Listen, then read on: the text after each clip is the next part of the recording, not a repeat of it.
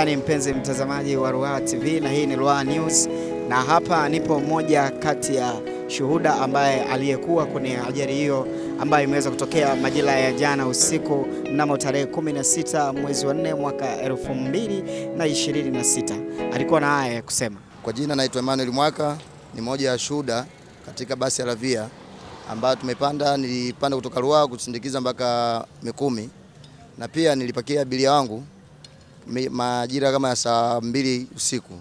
Na tukio hilo mpaka tumetoka hapa mpaka kufika saa 3 kasoro madaraja 12 Jeshini, tukatokea na tatizo la gari kuhama kwa njia na kuingia mtoni. Na changamoto mpaka gari isababisha kuhama ilikuwa ni mvua kubwa, na pia gari kafeli breki ikaruka kwenye bamsi na kuangukia mtoni. Baada ya kuangukia mtoni ikatokea watu baadhi kutoa msaada na gari kusogezwa ndani ya maji kutaka kwenda. Wakatokea watu binafsi pamoja na jeshi la serikali kutusapoti kusaidia kutoa majeruhi na watu walioziwa. Tunachomshukuru Mwenyezi Mungu, hakuna mtu yote aliyokufa, ila majeraha ni wengi waliotokea. Tumeumia, tukasaidiana kubeba watu na kupeleka Mikumi St. Kizito kutibia. Agent, jumla kulikuwa kuna abiria wangapi kwenye gari? Basi jumla ilikuwa na abiria 55 na staff wawili. Nje na kusaidia watu, vipi kuhusiana usalama wa abiria kwenye mizigo yao? Baadhi ya mizigo ilienda na maji, ila mingine ilionekanika tukafanya kuichukua yote na kuweka juu kwa ajili ya usalama na abiria wetu walioumia, ili wakitoka kutibiwa mizigo yetu ilikusanya yote na tukaweka sehemu salama, kituo cha polisi Mikumi. Baada mtu mmoja alitaka kuafadhali na ataka kubali kuendelea na safari, ataangalia mzigo wake kuhakikisha kama upo salama, tumtafutie gari lingine kwa usalama tumpakize, ili kesho chokutwa ni abiria wetu kwenda Lavia Luxury.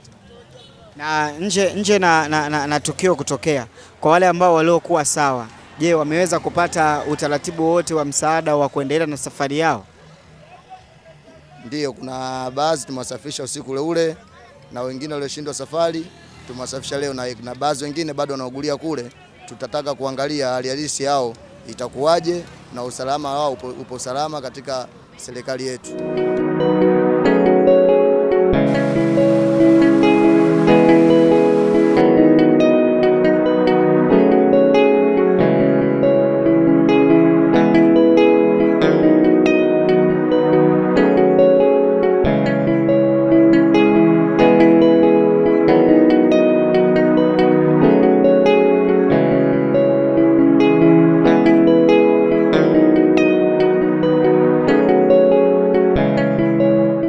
Unaangalia Ruaha TV.